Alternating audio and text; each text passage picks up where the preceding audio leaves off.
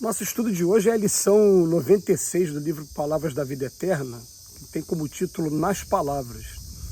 Irmãos, não vos queixeis uns dos outros para não serdes julgados. Epístola de Tiago, capítulo 5, versículo 9. Mergulhar o divino dom da palavra no vaso lodoso da queixa é o mesmo que inflamar a preciosa lâmpada no conteúdo da lata de lixo. Não transformes a própria frase em lama sobre chagas abertas. Podes mobilizar a maravilha do verbo para reajustar o bem sem necessidade de estender o mal. Ergue a esperança ao pé dos que desfaleceram na luta, exalta a excelência do amor perante aqueles que o ódio intoxica, louva as perspectivas da fé ao lado dos que choram no desencanto, aponta as qualidades nobres do amigo que caiu em desvalimento, destaca as possibilidades de auxiliar onde os outros somente encontram motivos para censura, desdobra o trabalho restaurador onde o pessimismo condena, procura o lado melhor das situações para que o melhor seja feito. E quando os obstáculos morais se agigantem, como se a maldade estivesse a ponto de triunfar em definitivo, se não podes algo dizer em louvor da bondade, cala-te, ora. Pensa no bem quando não puderes falar nele. A semente muda, renova a terra. A gota silenciosa de sedativo acerena o corpo martirizado. Nunca te queixes dos outros, mesmo porque, em nos queixando de alguém, é preciso consultar o próprio íntimo para saber se, em lugar desse alguém, não estaríamos fazendo isso ou aquilo de maneira pior. Gente, a preocupação dos espíritos em estar falando para a gente sobre o poder das palavras, ela é flagrante, muitas lições. Emmanuel, então, tem várias lições. Por quê? Porque a palavra, ela, ao mesmo tempo que ela pode construir, pode trazer muita edificação, ela, ao mesmo tempo, ela pode trazer destruição e ela vem mascarada sobre intenções que as pessoas têm, às vezes, intenções boas, né? Por exemplo, uma vez eu ouvindo o médium Divaldo Pereira Franco contando um episódio de sua vida, ele conta que ele teve uma irmã que se suicidou, a Nair. E essa irmã, ela se suicidou por quê? Porque ela se casou com um rapaz rico, né, segundo a palavra do Divaldo, que ela dizia que queria pagar os estudos do Divaldo, que ela achava o Divaldo muito inteligente, eles não tinham condições de arcar com as despesas da educação da época. E diz que uma amiga, ele até fala assim, amiga da onça, né? Porque pensa que é amiga, mas não é amiga. Descobriu um caso de infidelidade do esposo da Nair e foi contar para a Nair. Mas para contar, imagina, assim, na melhor das boas intenções, né? Nair, cuidado, hein? Na verdade, eu sou sua amiga, por isso que eu vou te contar. Você está sendo enganada. E quando relatou a cena de traição, ela não aguentou a dor da traição e se suicidou por conta disso. Então, quer dizer, aí a pessoa fica assim, o que provocou naquela pessoa o suicídio? Foi a traição em si, tudo bem, mas o que deu o motivo foi a frase pretensamente amiga, a palavra pretensamente amiga, que foi para destruir. É muito interessante quando o Emmanuel fala assim, né? Ele fala que se não podes algo dizer em louvor da bondade, cala-te e ora. Porque pelo menos em relação a relacionamentos conjugais, já que a gente tomou esse exemplo, todas as vezes que vai falar, você vai falar para edificar, para ajudar de alguma maneira e não para terminar de destruir. Você precisa de separar. Gente, você sabe se é isso mesmo, se os dois não nasceram com esse compromisso, um com o outro, de um ajudar o outro, né? Esses resgates que a gente tem aqui no mundo de expiações e provas. Então, todas as vezes que eu for interferir de alguma maneira, eu até uso como exemplo o meu caso pessoal mesmo, porque todo relacionamento é difícil aqui na Terra. Eu também tive minhas dificuldades no meu relacionamento.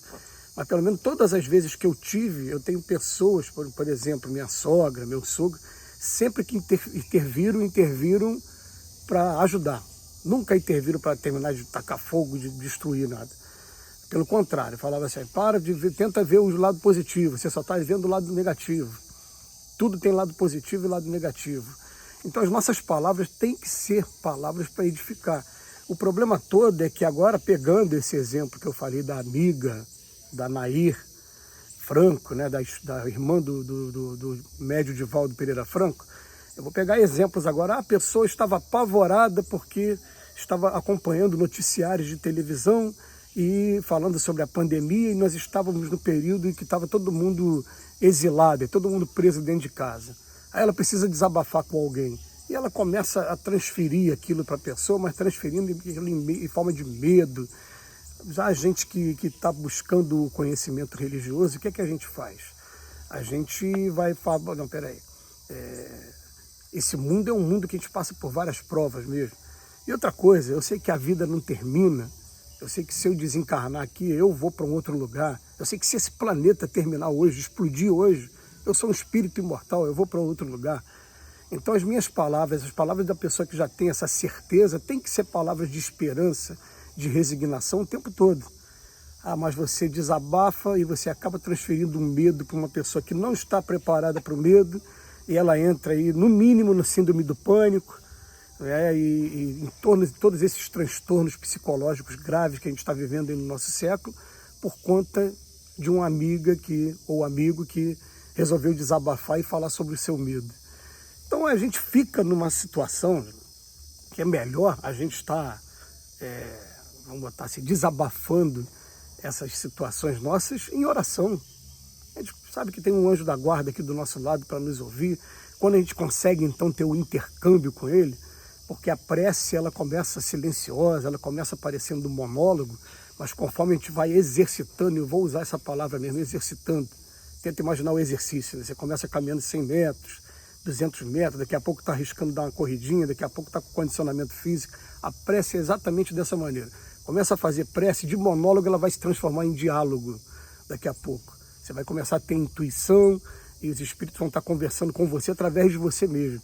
Então a gente desabafa, a gente fala aquilo tudo através da prece e tomando o tempo todo o cuidado de só falar para as pessoas aquilo que for para edificar. Não vale a pena você ficar destilando o tempo todo o fel, né, atrapalhando todas as situações.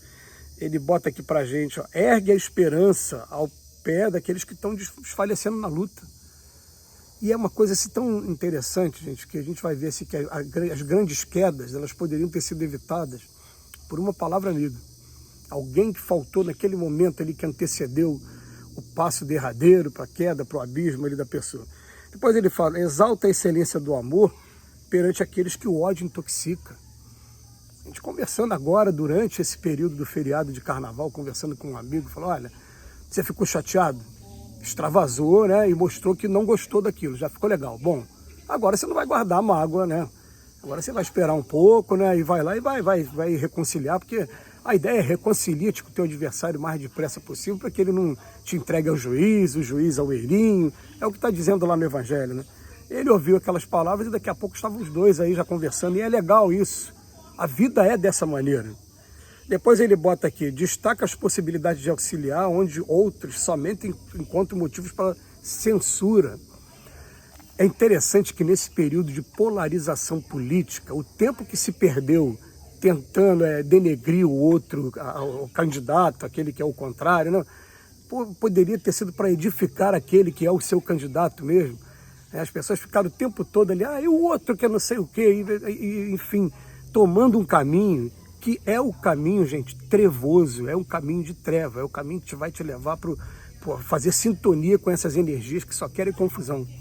Né? E aí cada um responde daqui a pouco pelo que fez. Né? Depois ele bota aqui, desdobra o trabalho restaurador, onde o pessimismo condena. Então, todo mundo do pessimismo a gente começa a agir, procura o lado melhor das situações para que o melhor seja feito. Essa deve ser sempre a intenção da palavra. Significa que a gente vai ficar como um anjinho de presépio, aqui usando um jargão bem popular, inerte em relação a tudo que está acontecendo de errado? Jamais, não significa isso.